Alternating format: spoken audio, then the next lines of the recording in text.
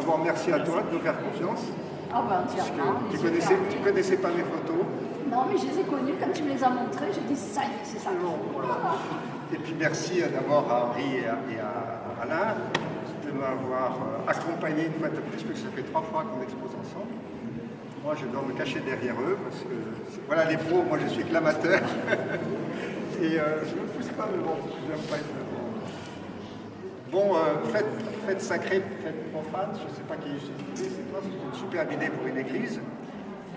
Profane, ça veut dire en dehors du lieu consacré.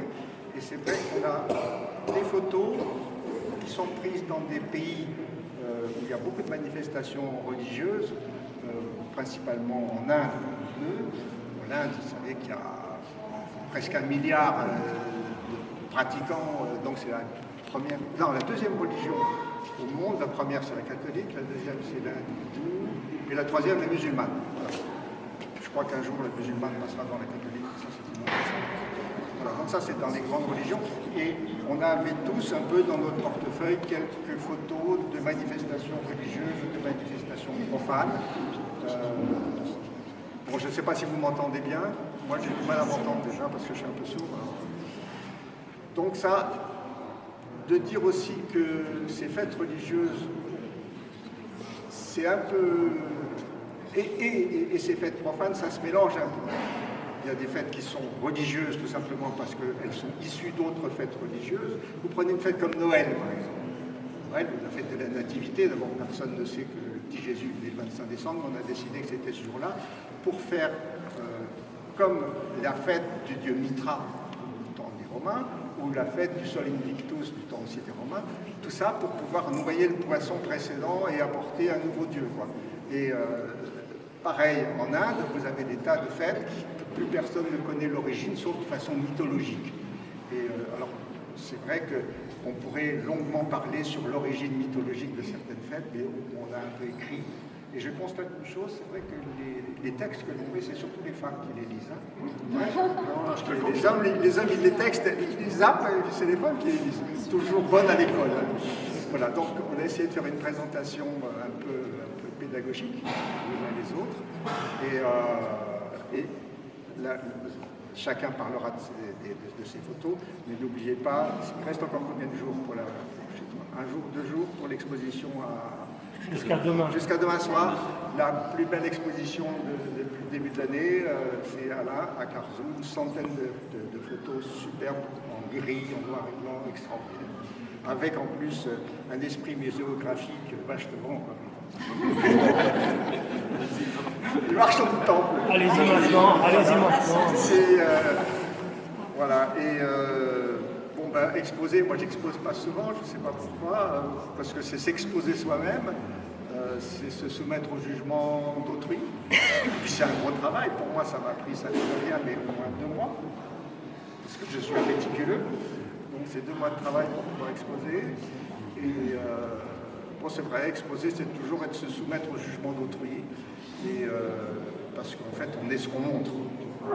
Il n'y a pas de photo objective, même la photo documentaire, comme tu as fait un peu pour le CNRS, là, en noir et blanc, c'est toi, c'est ton style, c'est ton écriture. Voilà. Donc j'ai assez parlé.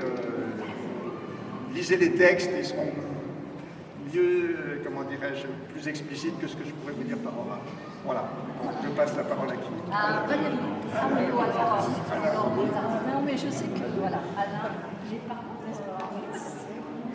Tu ne peux pas parler. Moi, j'ai juste... oui, je ne suis pas allé en Inde pour cette proposition. Ce sont des fêtes religieuses, parce que j'ai eu l'occasion à un moment, parce que ça m'intéressait aussi, et c'est pour ça que j'ai travaillé avec le CNRS pendant quelques temps, sur les fêtes sacrées et traditionnelles en Méditerranée. Et particulièrement, donc, j'ai travaillé sur l'Italie du Sud. Après, ça s'est cassé la gueule, c'est pour ça que je ne suis pas allé plus loin.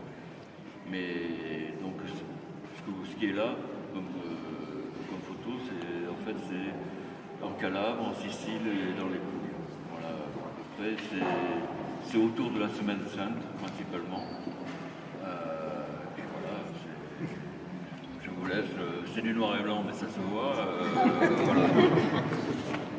Merci, Alain. Ouais. Tu veux Oui, bah, pour vous dire, quand on a parlé de ça, moi j'avais à la fois des processions catholiques en Andalousie, au Guatemala, et puis quand Anna m'a montré ses photos, je les ai remises en tiroir. Et puis j'avais aussi ce truc que j'avais fait en Inde l'année dernière. Je suis un fanatique de l'Inde, ça fait 14 fois qu'on y va presque chaque année. Et en général, on finit toujours dans un petit village où on a des amis, donc on y va régulièrement. Et cette année, comme on était un peu plus tard que d'habitude, j'ai pu assister à la fête de Shivaratri, qui est donc la fête de Shiva, qui est dans ce coin de l'Inde, à l'ouest, la fête principale de l'année. Et donc c'est un tout petit village, un tout petit temple, je ne sais pas, quelques centaines de personnes au maximum, c'est-à-dire que pour au niveau de l'Inde, c'est minuscule. Mais bon, on était avec ma femme les seuls non-indiens, les gens me connaissaient depuis, puisque ça fait des années qu'on y va, mes enfants y sont allés aussi, voilà, donc je suis là-bas presque en famille. Et du coup, j'ai pu faire quelque chose de très simple, de basique, en 2 heures de temps, juste les dévotions des familles, les fêtes avec les enfants, quelque chose de très minimaliste, mais qui me plaisait beaucoup dans sa simplicité, puis je pense qu'il peut parler à tout le monde, même aux gens qui sont agnostiques comme moi. Voilà, donc j'espère que ça vous touchera. Merci à vous. Et moi, ce qui ne vous dit pas, c'est qu'au mois d'août, Henri va exposer à Forcalquier 50 ans de photographie à la Fondation Boris Bossunev. Voilà.